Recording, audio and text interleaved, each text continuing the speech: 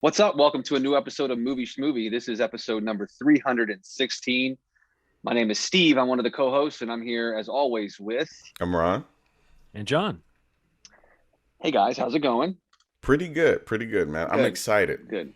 I'm excited.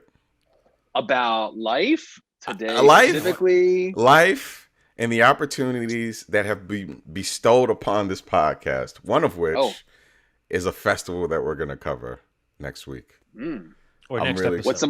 What's somebody call it? Fantastic? Yeah, it's fantastic, but it's so fantastic that we won't be able to record next week. Yeah. It's gonna like knock us down a little bit. We gotta It's gonna recover knock from us. it, Yeah, kind we of got to thing. recover. We're gonna watch a ton of shit that includes a bunch of horror films, mostly horror films. So Or at least oddball genre films. There's like Genre, sci-fi yeah, stuff, yeah. kind Yeah. of almost, but yes, there's a lot of really interesting things. There's some docs in there. A Yeah. doc by our friend of the show, Scott Barber, who did the Orange Years. That was the name of that, right? The Nickelodeon documentary. Correct. Yeah, Correct. Scott Barber's new documentary, This Is Guar, about the sort of art rock, heavy metal experience that you may have heard of or seen footage of, but never learned much more than that about them. But Guar, Yeah. Gwar. I've watched a bit of that. I was having a little bit of trouble with the streaming aspect of it, so I did not see more than the first 10 or 15 minutes, but it was really, had the same kind of feel of the Orange Years in terms of just getting some really interesting people. Like in just a few minutes, there's some really great faces. Yeah. That Oh, you'll cool. recognize talking about this singular band. It's pretty cool. And we're going to have some, we have access to a Netflix film that we will be talking about as well. That's going to be in the festival. So yeah, man, it's exciting, but we will be missing next week's podcast, which falls on, what week is that? Is that the week of the First. first? Okay. Yeah. So the week of the Oh, first. the first.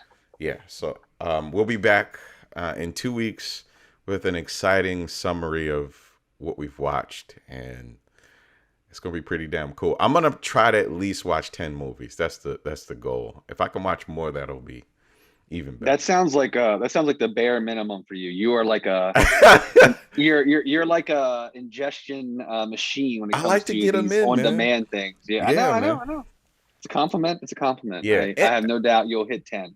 And the cool part is that the app that we're using to watch, and we're doing the festival at home, that the quality is pretty amazing. I mean, sometimes, we don't get the visual quality that we desire for our setups of the cool 4K TVs and stuff like that. But this is really a cool opportunity. I'm looking forward to it. Yeah, before my movie started buffering, the quality was incredible. Yeah. And I'm not even saying that to joke. I mean, it really, Right. because sometimes our network here, there's 2 or 3 people doing things at the same time that are taxing the network. So it's possible Henry was downloading something and playing a game, and Nikki was doing something upstairs, all on the same network. But yeah, the quality of it and just the ease of use. We've talked a lot about the portals for these things. This was really It's super so easy. clean setup. You click the link, you go in, you put in your credentials, and boom, there's just this menu of a lot of things I'd heard of, but also some things I had no idea what they were. And I think that's exciting. That's a festival feeling that we love. Hell yeah. Yeah. And that's not it. We're also covering another movie in 2 weeks, right? Did it.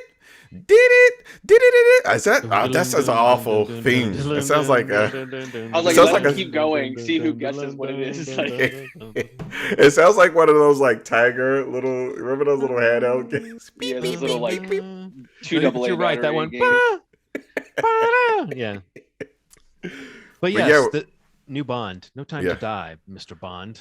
It's exciting. It's finally coming out in theaters, and Finally. you guys are going to check out the screening of it, and yeah, it'll be on I will have an episode coming out the day it comes out, where you guys can talk about it and let you know how everything is with the last Daniel Craig Bond film, which is kind of crazy, both in the sense that it's his last, but also that the movie's finally coming out. It seems like one of the ones from the pandemic era that is like one of the last stragglers of like the big movies that really tried to hold out for a window to to have a real theatrical release, and it's one of the ones that is still kind of lingering. So it'll be nice to finally see it, and hopefully people receive it well, and it's a nice send off for him. So can't wait to hear what you guys think about that. That's a good point, Steve. That it was like that, Fast and the Furious, Black Widow. I'm trying to think of what were the movies that were almost in our grasp, when everything shut down, but that was one of the big Right. ones. That was one of the first big ones to like make news out of jumping out of the way. Yeah. And it felt like Right. it already was, as you said, had this kind of long process of getting finished. So Better be worth it. That's all I gotta say. Better it be looks worth it. cool. I mean, It looks great. I feel odd though that there hasn't been this sense of mounting buzz for it, but I don't know. Buzz is just different in this current age, even if we are now accepting that movies are back in theaters and that people are doing the thing they used to do, just waiting for it to come to the home outlet when it comes. And Right. but I don't know. I just feel like, I mean, maybe it'll feel more like massive when I'm sitting there watching it, or just when it gets closer and everybody's talking about it. But I don't know. It feels like for this to be the last Craig Bond, but also just like a new Bond film that's got a lot of hype going into it. A lot of like attempts were made, I think, to get this one just right. It's strange that it kind of feels like it's coming out in that like, let's cross it off the list sort of way, Right. but maybe it won't feel that way when people start seeing it. Right. We'll see. We'll see. In 2 weeks, we'll know. 2 Yeah. weeks. But on this episode, not looking too far ahead, but looking right now, we're going to be, we'll go on a couple news items like we do usually at the top of the show, but the two big feature conversations today, we're going to be talking a little bit about the new Jessica Chastain, Andrew Garfield biopic about Tammy Faye and Jim Baker called The Eyes of Tammy Faye, which is in its theatrical release now. We were able to check that out together, and John and I were able to check out a special event that they had through Netflix and Intrepid Pictures, the production company behind the new Mike Flanagan series Midnight Mass, which comes out today when this podcast is being released. At a special event on Wednesday night where you could see the first 2 episodes of the series, and they did like a little Q&A afterwards via Zoom with the filmmakers, producers, and some of the cast stopped in to take some questions. But we'll talk about that, I guess, towards the end of the show. So two big things. I mean, especially Midnight Mass, we've always talked highly of Mike Flanagan, and it's like his next big thing with Netflix, and the early word on it is very positive. It's, as of our recording this, it's got like a 95% on Rotten Tomatoes, which is par for his excellence, I think, and in terms of what he's done with Netflix and even some of his movies. But we'll get more into that a little later. A lot of critics seem to have seen the whole series too, so people are saying that seeing the whole 7-episode run, and we saw 2, so sometimes it's hard to tell with this kind of show what you think after 2 hours. We don't have the end yet with Netflix that we wish we had, like some of the critics that you're talking about. But yeah, those feedback, that early feedback's very encouraging. But yeah, we'll get into that in a moment. But before we get to Tammy Faye, you guys, I think, John, you wanted to bring up a conversation, a piece of news about the Star Wars franchise, right? I just think it's so funny how, like, I mean, as a person who grew up loving Star Wars and was kind of like a lot of people of my generation, sort of disappointed in the prequels, but recognized that kind of was an onboarding point for a lot of other Star Wars fans. And then when Disney got a hold of these movies, I think the goodwill going into the new, what we'll call the sequel trilogy, the recent Disney movies, plus Rogue One and Solo, I think that like there's so much different perception all over the map that it almost really doesn't matter who comes out and expresses an opinion about what Star Wars movies are good and which ones are bad, because everybody seems to have their own different scheme at this point of like what was good about Star Wars. And I've almost come down to the point that it's funny that like a lot of the stuff that was lacking from the prequels is what the sequel trilogy got right. And a lot of what was lacking from the sequel trilogy is what maybe, if you want to give the prequels anything, you can say the one thing they did have was like a plan and a story that they were trying to tell, which was like a missing element of these new movies. That's almost unbelievable that they missed. But Star Wars is so much about the surface thrills that you can go and enjoy Star Wars without feeling like, how does this affect every other thing? And then you have all the television shows. Anyway, this question of Star Wars being oversaturated, everybody's been talking about it, and nobody really cares what you think anymore about Star Wars, because it's like, shut up. I'll take my Star Wars movies and go home and enjoy them. And you can, it's not a communal experience. But if we're going to care what anybody thinks about Star Wars, the person whose name has come up a lot over the years as like, oh, George Lucas, it was a bad thing when he parted company with Marcia Lucas, his ex-wife, but also a person who had a hand in shaping a lot of the story, especially going into the first movie and after that as well. But just this idea of someone who kind of took George Lucas's crazy, supposedly incomprehensible script and helped turn it into something that became one of the most beloved movies and sagas of ever put on film. she has just recently been making news, or at least people have pulling these quotes of her. People have been pulling these quotes where she has a lot to say about Phantom Menace, and she has a lot to say about the Disney era. And it's kind of like, it's not good, and normally I would say, okay, who's this person with another opinion? But yeah, here's the person who we've been saying, oh my gosh, she's on that short list of people who you would say that's who George Lucas needed helping him all along to keep these stories good. And she has, I mean, just to put it in a nutshell, supposedly the Phantom Menace she thought was so bad she actually cried because it was such a squandered opportunity, and she felt so bad for George that he couldn't make a better movie than that.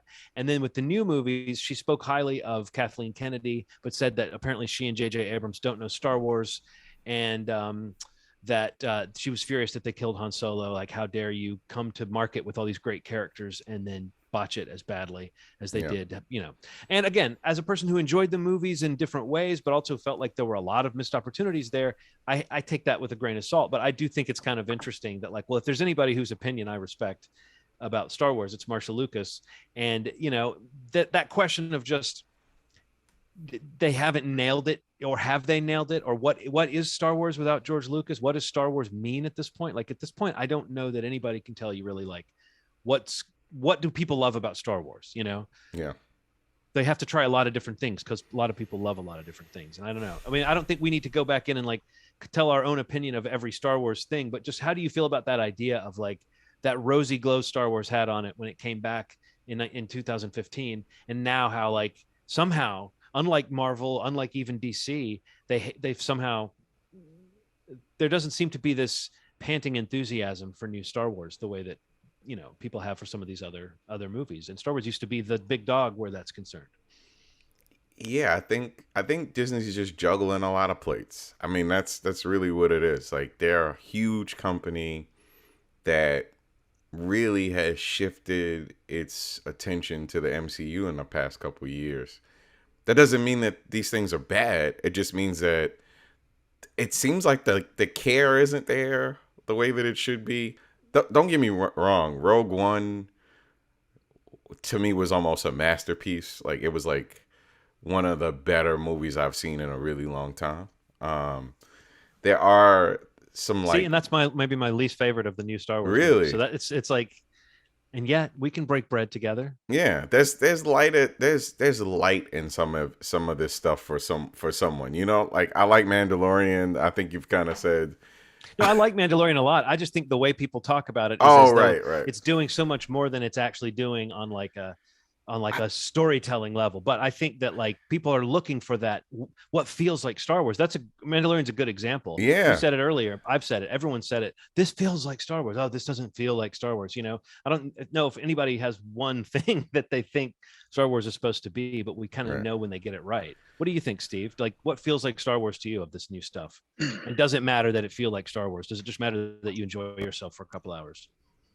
I think that's the most important thing. I mean, I do feel, I don't feel protective of Star Wars. Like, I feel like, Star Wars could be something different for all of us. Just like you guys were talking about, like, what the ways you receive these different movies or TV shows, like, everybody's different. But I mean, ultimately, I just feel like Star Wars has kind of become this thing where, to me, almost like I'm just tired of hearing about Star Wars. Like, there's not, and not to the point that I don't want to watch the stuff. Like, I watch it all, and I will, whatever. If whatever comes to be of like a Taika film, if he does it, or whatever comes from Star Wars, I'm like, I'll be there right away, first day. But I'm just more in the mindset of like, let me just see what comes and I'll watch it and then I'll just have my opinion of it. I don't really care for like a lot of this, like, Monday morning quarterbacking of like, this is what went wrong. Like, it's just, unfortunately, these people weren't involved. They didn't have a hand in what these movies ended up being, and their opinions are welcome, because they have a place in the history of this franchise, of the legacy of Star Wars. But I mean, part of me just feels like some of this stuff is like clickbait. It's like somebody's looking for a soundbite to keep people talking about Star Wars, and in some ways, I think that ends up hurting the franchise, as a whole. Sometimes, like, I feel like there's a concerted effort to kind of sort of let Star Wars die down a little bit, and to reapproach it with a more like laid out approach, kind of like, you were saying, Ron, like the MCU has done so successfully. I think that lack of vision that the new trilogy had is probably the biggest criticism, and I agree with it entirely. I just think that and I don't know that I agree that like Kathleen Kennedy or J.J. Abrams doesn't know Star Wars. I don't know that I agree with that, but I do agree with the fact that there wasn't it didn't feel like there was a real vision or plan for this new trilogy, and that's going to be what just completely like floats around these conversations and the internet and these interviews with, and I'm not calling her random, but like an interview with a character that like really hasn't come up a lot in these conversations. Right. A person, a part of the creative process from the original trilogy that wasn't a part of these things. And I mean, I just feel like in some ways it just continues to hurt the franchise. Like this discourse continuing. I think it's like Disney has a big win with Mandalorian, and this is like a show that gets Emmy nominated and wins some of the technical categories, and the seasons have been, I mean, received with crazy fanfare, in some ways more than some films of the newest trilogy were. Yeah, definitely more than The Rise of Skywalker. When that movie came out, there was less excitement around it than there was around like season 2 of Mandalorian. And I think this Obi-Wan show they're doing now, I could see people going crazy for that too, depending on how it looks. But I totally agree. And I think maybe they're pivoting into a means of having more of a direction or more of a plan. And the plan is to let it kind of slow down. And they've outwardly said that. Like, they have said that at these events and, in some of these interviews with, the powers that be. It's like, there is an effort to let it slow down a little bit. To maybe we went too hard, too fast, and did too much. And I definitely think they did. Like, it was way too many things in the course of like 4 years. It's just insane what we can talk about over the course of 4 years. Right. And they did like that, plus the lack of a plan. Maybe if you're going to do that kind of concentrated push, you need a little bit of that Marvel dust, as far as saying, here's what your through line is from a storytelling standpoint. Because the fact that like J.J. Abrams and Rian Johnson just kind of played tug of war with this trilogy, and there was no real story. I mean, as someone who enjoyed some scenes in those movies as much as any other Star Wars thing around, I still feel like when you try to tell what the story is, it's like, boy, this is actually worse on paper than the prequels when it comes to that, like point A to point B to, and so on. Yeah. The fact that the third movie in the trilogy had to kind of restart it and like come up with a new story almost entirely because the way the second movie ends is just not the kind of thing you would have planned out. So I think you're right. I also think it's funny slowing down, doing some of these things that Star Wars is built to do, such as maybe move away from the characters and scenarios that we know. I mean, we've talked about that, Ronald, I know off mic before, about just how much we want to see. Like, that's the reason that Star Wars Visions cartoon looks like fun is because it looks like you can do a little bit of here's different worlds, here's different ideas, stuff that doesn't have to be like load bearing story that is connected to this saga. And I think it's weird that they didn't take that approach, honestly, more from the start, of like creating new worlds and new scenarios rather than, although in another way, it would have been silly not to lean on old stuff to get people involved. But what they did with the old stuff is so strange that now it's like, now they kind of have to move forward. Now people don't want to hear more about Luke Skywalker, Yeah. And he's the only one they really have left they can play with. It's all, and really, it all comes back to like, and again, like I respect her opinion. She has like this history in the franchise. But it's just like, I don't know that she's saying anything new. What I mean? I think it's just like, let's just bring up another way of saying the things that have been said from the whole, basically the midpoint of this trilogy. It's like, you just keep hearing the same thing, even after Star Wars as a franchise starts getting some wins post Rise of Skywalker. You just continue to hear the same point from person X who had some sort of involvement with the original trilogy, or from Lucasfilm prior to the Disney acquisition. It's just a weird rehashing of the same shit over and over again. It's weird. It'd be like if you had like Paul McCartney, right? And you're like, here's a cover of Eleanor Rigby, and you play it. He'd be like, this is bullshit. I've never heard anything so bad. Why are you playing this? Fuck you. You know what I mean? Like, I think that people dismiss the idea that you're precious with the things that you create. I don't think that people really think about that stuff. Sure. I mean, he probably didn't imagine being a billionaire or million or let's say 100 millionaire from Star Wars. You think that he thought that? You think that right now when he made those movies, he's like, man, I'm gonna have a $250,000 in my bank account? Hell no. But he does. And some of that is a quarter billion. He might have a quarter. I mean, he called them white slavers. So Yeah, no, that's true. That's true. one of my favorite quotes of all time, by the way. Well, Ron, let me tell you something really quick, Ronald. Like, Sure. your $250 million. Uh. George Lucas's net worth is $10 billion. Okay, so let's say 10. 10 Yeah, you billion? weren't you. Yeah, don't get scared. You were on the right path when you said billion. Yeah, no, I thought he said million. That's why I thought it was funny. No. But no, I I didn't never realize hear- that was 1/40th of what he actually has. That's Wow. I mean, But I don't know. anyway. Like, I don't know how. Yeah, accurate but these it's are. probably up there.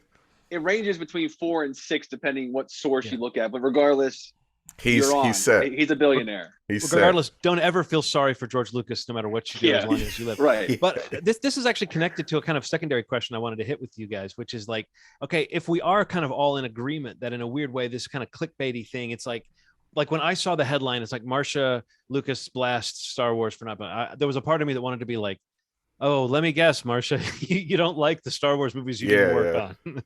But beyond that, what do you think about this trend? It's like every so often now, we talked about it most recently with Denis Villeneuve, like being asked what he thinks about the MCU. And they always position it as like Denis Villeneuve got up and like called a press conference and came out and said, fuck the MCU, God damn it. But no, what really happens is at a junket to talk about his movie Dune, because he's doing press, he'll answer questions. They get them on these topics. I mean, I'm not saying that someone like him wouldn't have harsh opinions about movies he didn't make, but it is like the same kind of clickbait of like, let's see if we can make it seem like there's this animosity that may be there, but even if it's there, like, but the people that hate the Marvel movies most that work in Hollywood, you might not ever hear them say it. And the people that say it are often people that are offering really mild criticisms. It's like, it's so weird to me. And I don't know if it's the fan base or what it is that's like so touchy about anybody just saying, I don't get it, or it's not for me, which is like, so obvious that a guy like Denis Villeneuve was like, oh, gee, would he have strong ideas about movies and therefore strong opinions about movies? You know, like to hear that Paul Thomas Anderson kind of likes superhero movies is not that surprising. And to hear that someone like Denis Villeneuve thinks that they're formulaic is not that surprising. So I guess I was just saying, do you kind of link all that to that same thing of like, let's get some headlines out of it. Let's get some dumbasses on a podcast to talk about it for 15 minutes, you know? I mean, it is clickbaity, but like, I think that people should be allowed to voice opinions like that. Denny saying what he said about Marvel movies. There's a population of people that feel like that. I think that it's okay for him to. And what he said wasn't even that harsh. All he really said is there's a template. You know. Yeah, there is a template. It feels very similar. There's a color aesthetic that's very similar, especially coming from a person like him. When you watch his movies and they clearly are so distinct in their color palette and sounds and looks of people, it just is what it is, man. I mean, in the same interview, he said that they were really smart to hire Chloe Zhao for the Eternals. So it's not like, again, he doesn't seem to be doubting the corporate instincts behind taking these jobs or making these movies. It just seems like, it's someone's idea of a headline. Is to say that like, oh, look, the guy who made Dune, he's not a big Ant-Man fan. It's like, who the fuck cares? That's nuts. Anyway, the thing that gets me, the thing that gets me about it, like, is that I feel like making comments like that. I mean, like, obviously, I love Denny. Like, he's our guy. He's my guy. Like, whatever. But I feel like those kinds of comments seem very uninformed, and I just have to assume that he hasn't seen these movies. Right? You can say there is a template, and like they have an aesthetic, or they have like a look to them, or the CGI has it has a specific look to it or gloss to it.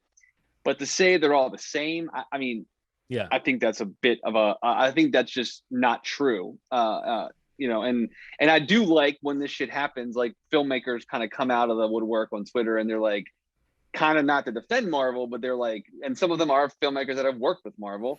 Yeah. But I mean, they're like, this seems like maybe he hasn't seen the movies. He hasn't seen the movie that is like, and going down the kind of genres that some of these movies hit, they don't all feel the same, like a lot of superhero movies did before. I think they have found a slot where, the different movies, even there is a Marvel through line to them, they do feel like, they have voices and like, they have tones that are a bit different. And I don't know. I hate this stuff. Like I refuse to like kind of engage with it. And I do. Sorry, I made you talk about it. No. I mean, like, when you see the articles posting and people like just going after each other on social media, I just go right past it. But I just feel like you know, it is a little shitty to kind of corner somebody into talking about it. And I mean, they could just be like, I don't really have anything to say about it, or they can make a comment like that. And then this is a filmmaker who's pretty outspoken about, you know, the art of cinema and like the theatrical experience, and the fact that those movies are taking over the theatrical experience is it could simply be more of like a shots fired attempt at, like, you know, defending the other big movies like Dune and Tenet and like movies that these filmmakers are banging drums for that just seem to be completely overshadowed by Marvel and DC, and, you know, specifically Marvel, really. But well, you know who else love recently Denny, said love Denny though. You know who else recently said a very similar thing is James Gunn. In an interview, he said that superhero movies have started to bore him a little bit, and he said that there are still ones that are unique, but that for him, it's not the genre of superhero film that he's into. It's like certain characters that he can see what to do with. So, I mean, I don't think James Gunn got crucified for saying that. And the other thing about that too is I think that like there's this whole thing with someone like Denis Villeneuve, like it reminds me of the Scorsese conversation with what you were saying, Steve, which is that, okay, Martin Scorsese, okay, you don't like Marvel movies. We kind of expected that. But when the criticism became these movies aren't about the characters, they're just about the explosions. And I've heard a lot of people say that about the Marvel movies. Oh, these movies are about the action sequences, not the characters. And I want to be like, well, no, actually, you've got it completely backwards. The people that love these movies are in it for the characters, and they sometimes tolerate middle of the road computer generated action sequences to get to the character interactions that they like. Yeah. And I was like, okay, so once again, it's a case of, you sound like you maybe have seen a few of these, you know, maybe he watched, or maybe you watched the wrong ones for your taste. But it's true that generalizations don't really apply, even though these movies do kind of have a similar style to them, that you can't just make a sweeping generalization without knowing what you're talking about. Yeah, it's just what it feels like to people. Like there's some of my friends I can't get to watch superhero movies. And no matter how different the trip, I'll show them a trip. They're like, this looks like the last thing you sent me. It just is what it is. Like it feels like that to them. Like it does. It's like, how many of these things can I see? They all kind of feel the same to me. But I don't feel like that. But that's just saying what an outside. True. It's what people feel like. It's what people feel. It doesn't mean it's true though. Doesn't mean it's true. Well, when you're saying like, no, this one really feels different. This one actually has its own kind of style to it. And they're like, what's that? And you're like, that's a talking raccoon. Trust me, you're gonna love him. You're gonna love this character. But anyway, yeah. So I don't know. Right. Other good news. There is good news afoot. Illumination and Nintendo are collaborating. This is good news. This is good news. No, I'm upbeat about anything that makes you happy. Yeah, man. Super Mario Brothers. There's a movie coming out. Get this thing, man. Illumination, who does God, Jesus, what have they done? They've done the Minions movies and Despicable Me. Sing, Despicable Me. Solid films. Super Mario Brothers is coming. Let me tell you some of the stars of this film. Chris Pratt will be Mario. I don't say Mario. I don't say Caramel either. Anya Taylor-Joy will be Princess Peach. Charlie Day will be Luigi. Jack Black will be Bowser. Keegan-Michael Key will be Toad, and Seth Rogen will be inserted randomly into a Mario Brothers movie as Donkey Kong. And if anybody knows, like, Donkey Kong isn't in the Mario Brothers games at all, really. But it'd be cool, man, that they're putting these together. I mean, hearing those voice actors makes me think, do they have some kooky concept worked up for this that I just don't? I think they do, man. I just don't know, because that's like a murderer's row of pretty funny people. Yeah. Like normally Chris Pratt would be the funny one, and I would be thinking, I don't know if I like that wisecracking leading man version of Chris Pratt that makes it into these kind of tentpole movies every time. Yeah. But the people he's surrounded by, I'm like, well, actually, maybe we will get funny Pratt. And also, should they have hired somebody Italian? I don't know. I don't know if we're that far yet into the representation thing. But is he going to be going like Mamma Mia and all that kind of shit? I actually don't think they should have even bothered getting famous people to do this movie. I feel like this movie is going to sell itself. I bet I've had an issue with this about celebrities just getting cast for the sake of it. Oh no, voice actors. I always think about like really great voice actors who never get like high profile roles because Zac Efron is willing to do it. Yeah. What is like Cree Summer from a different world who plays a voice of like hundreds and hundreds of characters? She's like, I could have played a cool character in this movie, and she's not. Billy West was someone who I was like surprised never popped up like in a big Pixar role or something like It's that. crazy, man. But yeah, it's exciting. Looking forward to that. It's coming out December 2022. So Very cool. yeah, man. All right, let's move on to. Wait, did you have something else, or you ready to No, move on? that's it. Okay. That's it for me. All right, cool. Let's jump into what do you got? The Eyes of Tammy Faye. Jump into the eyes. Of Jump Tammy Faye. into her eyes. Yeah. Tammy Faye's eyes. So I just want to say first off, do you ever get used to the makeup watching this movie? Because the makeup was very off-putting to me watching the trailer. Certain parts of the movie, I think it kind of fades away, and definitely. Yeah. But then you know, there are certain scenes where like I think it's distracting, and some of it's really good, and some of it's like it's just distracting, and you can't, or at least I'll speak for myself, I couldn't really look past it. As a whole, though, I don't think it's an issue. I mean, like, you know, I think it's kind of playing up the you know, a character in real life who was kind of known for this kind of stuff and looked like this. Maybe not the, you know, the makeup, the prosthetics, by the way. I'm talking about. I should have been clear that I meant the prosthetics, not the makeup. You know, the prosthetics is what we're just specifically, you know, trying to hit. But I mean, I think at some points, like, you know, it kind of is possibly played up intentionally in certain scenes, like in some of the sequences where they're like filming the show and things like that. It's a little jarring or distracting, whichever. What did you think of that, Ronald? Just that specifically, since John asked before we get into the movie. I remember watching Tammy Faye. I'm gonna say unfortunately, only because of the volume of Tammy Faye that we watched. My grandma's from South Carolina, church channel, just like all day 300 Club and Tammy Faye and Joel 700 Club. 700 Club. Did I say 300 Club? A different one. It was 300 Club. 300 Club. This version. 700 Club and a 300 Club.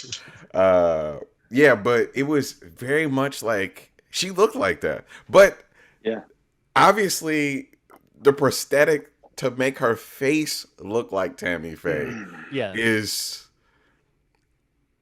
It's not just her though; it's her husband as well. Like it's like they're all they both have kind of odd prosthetics. It's like a biopic choice, right? Are you going to put rubber on their face to make them look more like the person, or are you just going to let acting do its job? You know? Do you remember College Humor? College Humor, when like there was this sweet spot where there was like they were making like original things. Yeah, like the tone of the makeup and some of the acting felt like some of that stuff that was coming out around that time where they were like recruiting actual comedic actors to do stuff. There's something about the tone of the makeup combined with the tone of the movie that just... What'd you think about the movie in general, Steve? Like, just... I really liked the movie personally. I really like Michael Showalter as a director, and this is his you know, another effort from him. And we talk about her all the time on the podcast. I love Jessica Chastain, and I think it's one of her best performances. I think she is like all in on this, total commitment, off the wall character.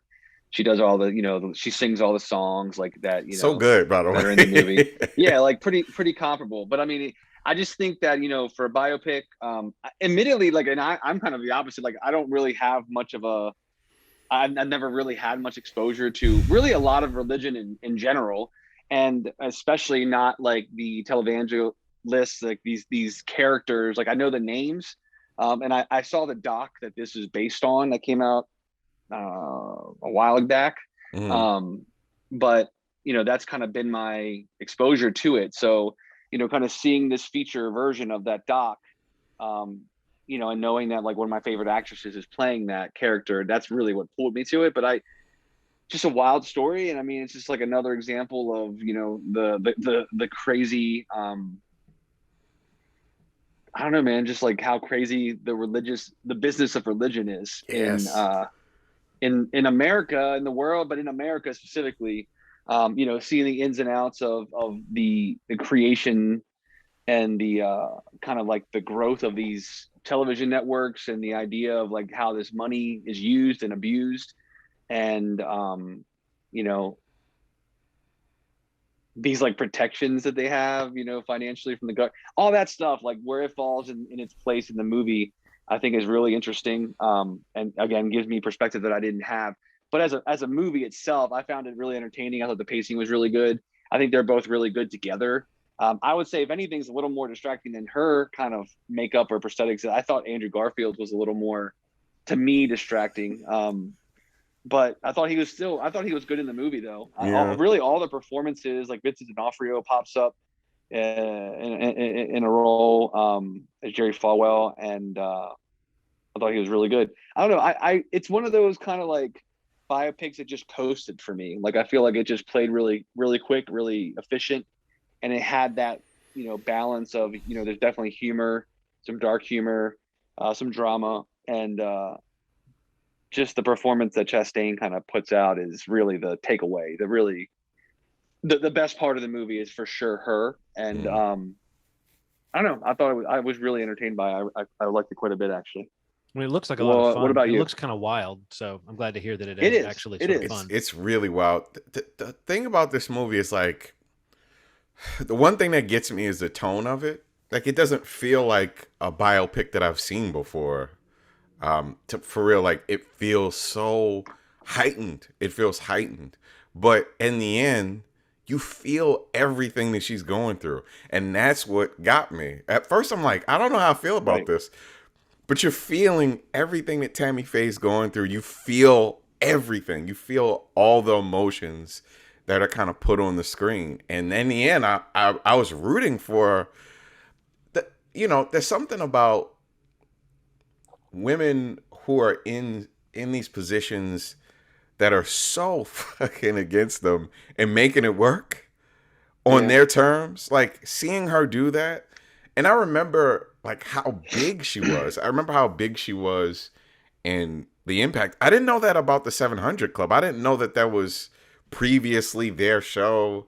Yeah. So the 700 Club used to be Tammy Faye and her husband's show. Well, actually primarily her husband's show that was taken over. I did not know that. It taught me some cool things like Right. but overall, yeah. In the end, you will if you for anybody that wants to see it, when you first get into it, the tone can be a little jarring at first. But if you relax and just ride it out, it's worth the experience. It's one of the better biopics that I've seen. It felt like in the end, I'm like, God, she was an amazing woman who fought for what she wanted, who really tried to make a place in the world. And I love stories like that, especially in America. I love Did you ever it. see that documentary that was actually called The Eyes of Tammy Faye? No, I 2000? never saw the documentary, man. I mean, I was trying to think of what the name of that was, and I had to look it up, and I was like, oh yeah, that was called. I thought it was The Eyes of Tammy Right. Faye. But like, No. it was very sympathetic in terms of its portrayal to her. of her, Yeah. and she had become kind of a tabloid joke persona before that, and the sort of person you'd see clips of on Talk Soup and that kind of stuff, you know. Yeah. And so I remember her feeling, if not redeemed by that movie, but feeling like, oh yeah, she's got something to her. There's something like, I don't know. I'm in my mind, I'm thinking of like pop cultural figures like Richard Simmons or people like that who you can tell there's trouble, but there's something really inspiring, and there's also something about them that there's something pure that people latch onto about certain people, and the fact that she was connected to all this unsavory stuff and kind of a joke. So I kind of think this. I mean, when you say what type of biopic it is, it makes sense that it would be one of those where you can have a little bit of humor because the bad things that happen are only so bad. I mean, you know, we're not talking about like full on, like the crime that happens is scandalous, but not. Yeah. You know, I don't know. At least I don't know of any like violent or abusive crime that goes on. But maybe Jim was abusive for her. I don't know if that's part of the story. But even something like I, Tonya, was that the name of that? I, Tonya? Yeah. Yeah. That got really dark. Something like this feels like it can stay a little bit on the lighter side of something like that. Maybe I'm wrong. Is it lighter than I, Tonya, or is it similar to I, Tonya? It gets really dark, man. But it primarily is about her relationship with her mom that gets really dark. Okay, yeah. Just there's just yeah. I'm not gonna give anything away, but yeah, it's not violent, but it is violent verbally, and it Yeah. does get kind of weird, like just seeing a person making their way in a space where you really weren't supposed to. Somebody didn't have those expectations for you. Tammy Faye is an interesting figure. I remember her being on that reality TV show, and that's when her life kind of took like that was Talk Soup height, where she was it was like Vern Troyer and a Oh, the couple of Surreal Life, the where they're Surreal all Life, living in a yeah. house together. Yeah, Yeah, it's like I can't that believe we time. watched probably every episode of that. Yeah. So that Flavor time Flav was when I on one remember. time. Yeah, yeah. The rotating characters. And Sherman that's Helmsley, wasn't he on? Sherman, yes. Sherman Helmsley. And there was like this Tammy Faye really at the height of parody at that time. Yeah. And I remember Right. seeing clips of her and being like, she seems like a really nice person. Like I don't understand why. Anyway, it was a solid biopic, man. I'd suggest Yeah. I anybody would, watch it. I would definitely recommend it if I it's, can. Yeah, I'm Yeah. excited to see it. I tried to see it. We need to one day figure out what's up with my my access to these screeners, because it's that one particular screener app.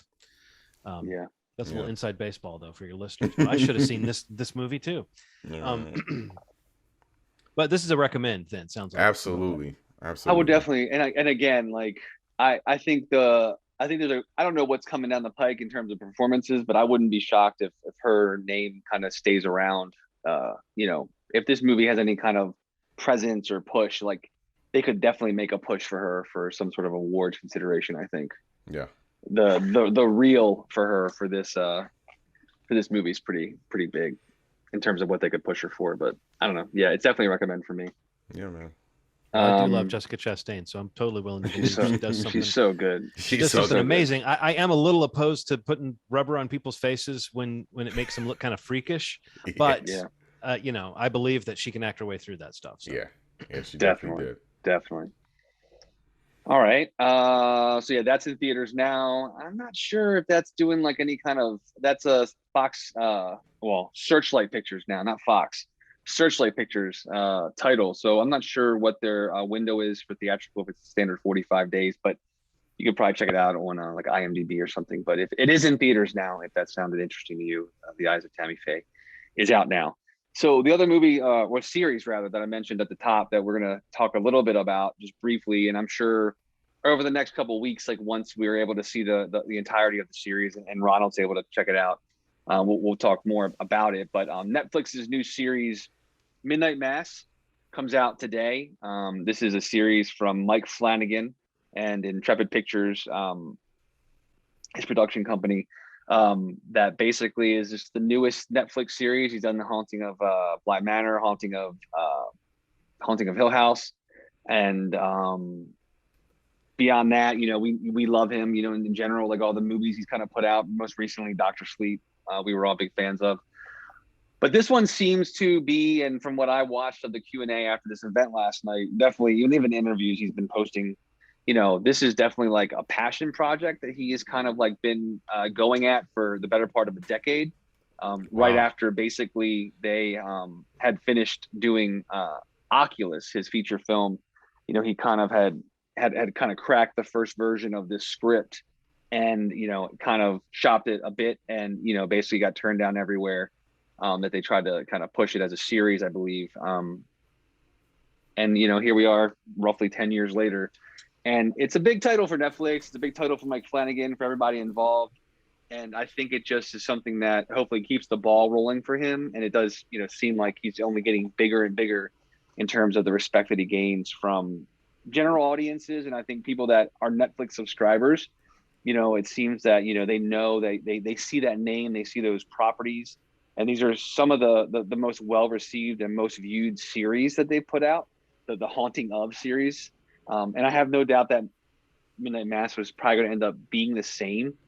But yeah, so again, there was an event that they kind of posted, I think it was Tuesday night or Monday night. There was some like tweet that went out about like, watch this space at this time. And they basically opened this thing up for like, I want to say it was 1,500 entries that they were going to Oh. pick for like a special live stream event last night. So this would have been Wednesday night online, where they basically introed the film. Him and Trevor Macy, the other partner at Intrepid Pictures, they introduced the series. First 2 episodes aired back to back, and then they did like a Zoom Q&A afterwards. So thankfully I submitted myself and my wife's email address, and then they both got selected. So yeah, threw it in the air. John was able to use it and check out the first 2 episods with me. So I had to pose as your wife, which they asked me some pretty, I thought, inappropriate questions, but I think I did all right. but I prepped you well, right? Yeah, right. Yeah, good. I mean, this kind of thing is really cool because this isn't like a press kind of thing. This is like this isn't like an advanced thing that we got through any kind of PR group that we talked to.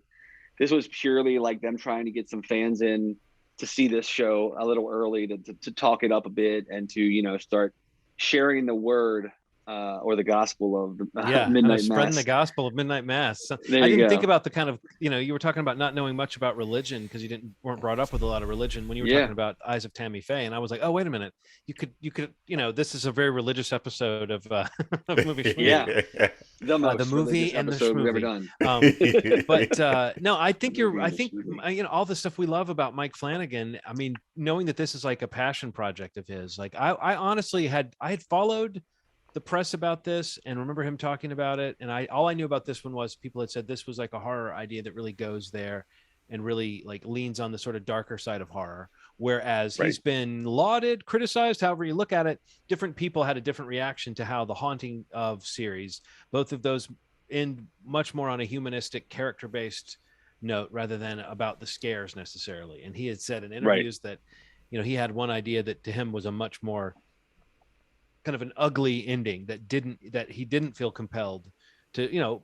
Writers will tell you they go where the story takes them, and if a story seems to be going in an upbeat place for characters, a lot of times that's just a kindness for an audience. Like you get to the end of a season of the Haunting of Hill House, it would have felt horrible to have all of these characters left in dismay. You kind of want there to be some light at the end of the tunnel sometimes. But other stories are built in a different way. So I'm intrigued whether he stayed with that idea or not. I'm intrigued by that aspect of Midnight Mass. It does feel there's a kind of starkness to it, and just the 2 episodes we were able to see, they fit right in with what you might like about Mike Flanagan's style. And in fact, you can start to see little stylistic ticks and hiccups that are sort of his things now, and it's kind of fun. I don't know, it's like watching a new Spielberg movie or something for me, where it's just like, here's a guy whose style I love and his way of dealing with characters I love, and who I honestly above all trust that he's going to give me like payoffs of emotional stuff that's happening and of the absolute horror that might be coming. And there's a couple of brief moments in the 2 episodes we saw that really did fulfill the horror side of it. And as far as the emotional side of it, I think it's starting to get there. It feels like a couple of slow burn episodes. I definitely wanted to watch the 3rd one at the end of the 2nd one. I think it was wise maybe show people 2. I think at the end of the first movie, the first episode, it might have felt more like that was an odd little taste, but this was more like the hooks are a little bit more in you. And there's one particular character that is just, I can't wait to see what is up with this character, like what this character has in store for everybody else, because they kind of seem to be maybe the real wild card here. But I mean, as a Flanagan fan and as someone who's ready, this is that time of year where you want something you can really spend some time with. And I've loved having those Haunting of shows where you can spend several hours and really get into the mood, and it's coming just at the right time of the year. So thank you, Netflix, and thank you, Mike Flanagan. Are there standout performers or moments or anything that you want to allude to, Steve, without saying too much? Because we don't really know that much, honestly, from what we've seen. I'll say we don't really know enough to really know, really. But I mean, I really like Zach Gilford a lot. I mean, I don't think he's in enough stuff. Most people will know him as Matt Saracen from Friday Night Lights, QB4. So it's nice to see him in this. And so far, I've been really into his performance. And I like the idea of just like, what Flanagan does in terms of kind of he keeps this like stable of actors, this family of actors that he kept calling, in this Q&A that I watched after the screening, like, just people that he continues to work with in the various projects that he has. So, you see some new faces in this, just like we saw new faces in Bly Manor, but some of those faces from Bly Manor you'll see in this. And, from Hill House you saw in Bly Manor, and yada, yada, yada. So, you'll see faces like Henry Thomas in this, and, what's his wife's name? Katie Siegel. Siegel. She's in this as well. From Bly Manor, one of the guys who I thought was just really good in Bly Manor, Raul Colley, is in here as like the sheriff of the town. But just the idea of like is amazing. I've started to really love that guy, and like he was great in Legion. He was fun on Fargo when he popped up there, and he's really got some interesting stuff to do here too. So, and he's the other one of like these new faces that like are new to this Flanagan family, where you just like you hear him gushing about the two of them in the Q&A that was after this thing, and it's kind of cool to feel like we'll probably see these guys in other Flanagan properties and other things that he does, which is exciting because I just love seeing anything he does. And I agree with what John was saying. I mean, it's just a taste to be able to see these 2 episodes, almost to a detriment where I'm like texting John afterwards, like I kind of wish I didn't watch the first 2 because now I just want to watch all of them, and I have to wait 2 days now or 3 days or whatever it is. There's 7 episodes total, right? Is that what I heard? 7, right? Yep. But yeah, ultimately, it does feel like something that he's been building to. It does feel like something that is, it feels wholly original. It's something that is just something, he's been wanting to do for a long time. It's something that he's even had in other movies, like in Hush and Gerald's Game. People have been pointing out that like he has the Midnight Mass book in those movies in shots. So this is the story that he's been trying to tell. And he even said at one point that like, he considered like doing this as a novel at one point, like that's why he kind of has it in the movies as a novel, but kind of always saw it as a television series. So it's awesome that with the clout that he got through his relationship with Netflix, that it's able to be realized there. But it's just this awesome thing of like this world building, this little island, this Crockett Island is what it's called. And you just get to quickly meet, even over the course of 2 episodes, like basically you have a geography of the town. We talk about that a lot on this podcast. The idea of space and like where you are and what is where and who lives here.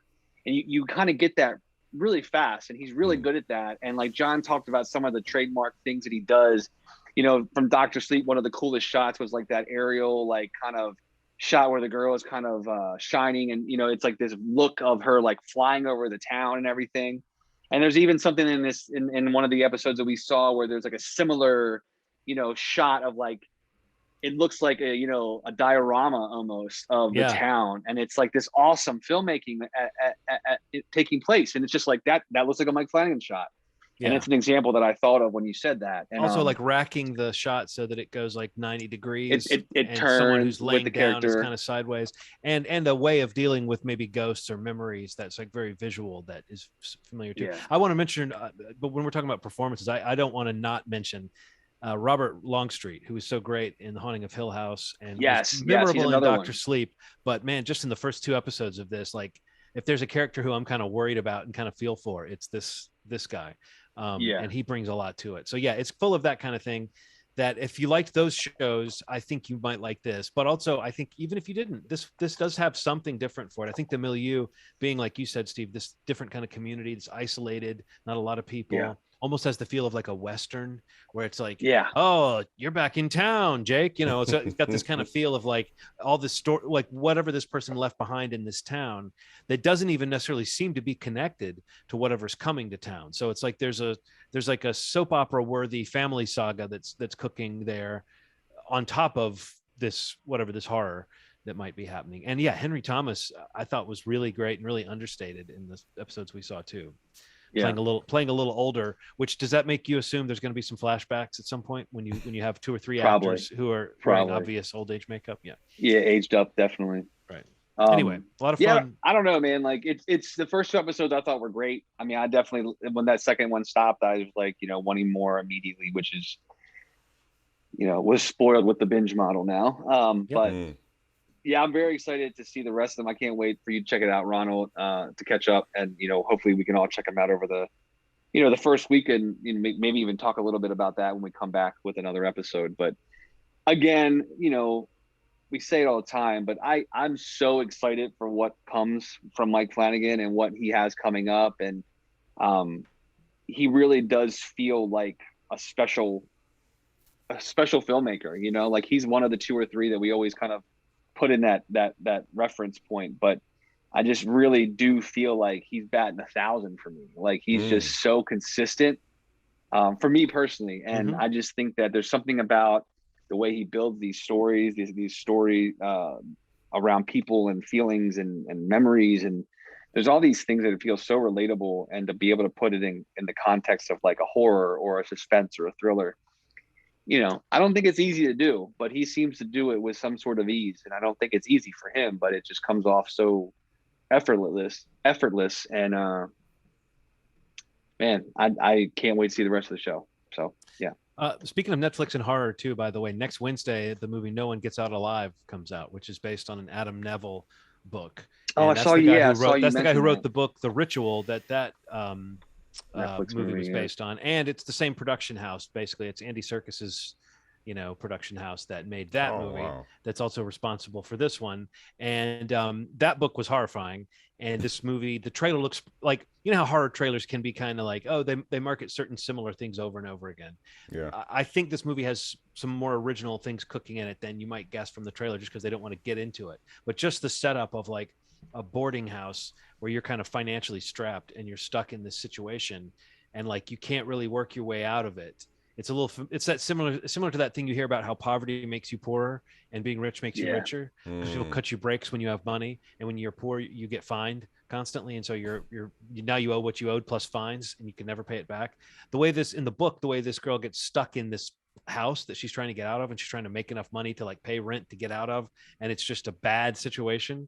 I think they're piling it in with like immigrant populations in the movie. It's gonna deal with the ideas of like, your powerlessness is magnified by the fact that you're an immigrant in this place.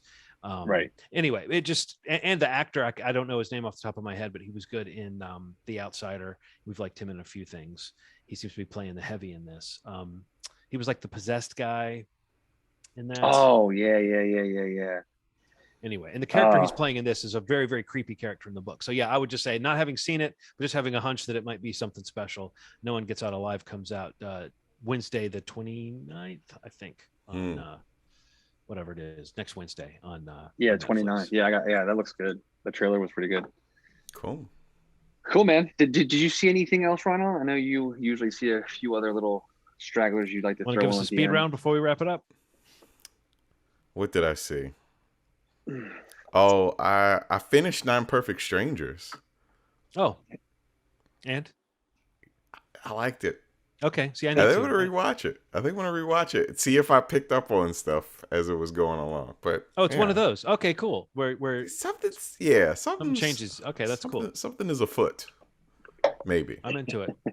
I'm curious. But yeah, I mean that's it. Nothing really else. I started the festival stuff. I'm super excited about a film that I saw, but I can't wait to talk about that in 2 weeks. Yeah, that's exciting. But yeah, it's a good point. Let's remind everybody again. We won't have an episode next week. We will not be here. It's a week off, and then we'll be back on October 8th. Yes, we'll be talking about a whole lot of stuff. It'll be a supersized episode, I'm sure. Yeah. If you're listening and you want us to cover a particular movie, I put a post up on the Twitter, and there's a link to Fantastic Fest. If you find something you're just like, hey, this isn't coming out for a year, tell us how it is. Let us know. That'd be pretty cool, because I'd love to prioritize some movies based on, ones that people are interested in knowing information about. Yeah, like send up the alert. Like, tell me how this movie is. Yeah, and we'll try to check it out. Yeah, that'd be cool, man. Yeah. Also, just we have no integrity. We will talk about whatever people want us to talk about. Yeah, we'll go back in the time machine and get Pogs. Remember Pogs from back in the day with Slammer? We'll go back and get those and review those. I have a whole new chance with Pogs. I missed them the last time around. Now I can get into Pogs. So yeah, man. Great. Is this going to become a podcast? By the next episode, we'll be announcing Illumination's new Pog movie. Where how crazy would that be if they made with all these the 10 best comedians in Hollywood are doing voices? Did I just give away Schmovie Studios' next hit film? You did, man. Damn it! We didn't secure the rights yet. I shouldn't have said anything. Damn. Where they cast every huge comedian that there is out there. What was our big hit was Thrice? Was it Thrice Bigelow? People go back and find the Schmovie Studios movie game episode, and you'll know what we're talking about. We should do another one of those. That made me laugh so hard. That was episode. funny. That was funny. Okay, cool. Well, that'll be the episode today. We'll check in 2 weeks. Until then, you can go, like John said, go back and find that episode, Schmovie Studios. Find the catalog at movieschmovie.com.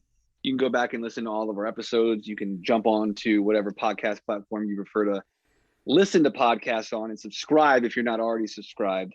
And if you are, go back to that platform and make sure you've left us a review or some sort of rating if that's an option for you. We'd appreciate that. And if it's not, most of those apps have a little share button, like, that little square with the arrow pointing up.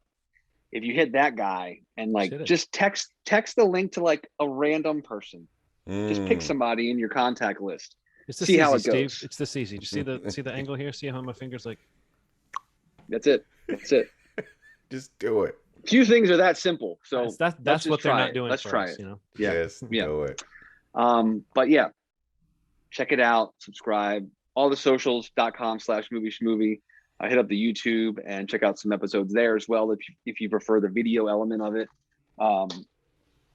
That is available for you to watch. Right, Ronald? Yes. Isn't that what it is? You watch YouTube, right? You watch it. You watch so much YouTube. Just making sure what the kids do is they watch the YouTube. I thought they fired it up. I always fire it up. I thought they said, hey, let's fire up YouTube and peep some vids. That's with actually a what sideways hat with a hat. With a sideways hat. I'm glad you knew that. I was going for sideways hat energy. Yes. And not down on my head either. Kind of like just very like loose on your head and sideways. Yeah. Absolutely good times. Yay, YouTube. All right, cool. Well, we'll see you guys in 2 weeks. And as always, you've made our day. Thanks. Bye. John 3:16. This was 3:16, right?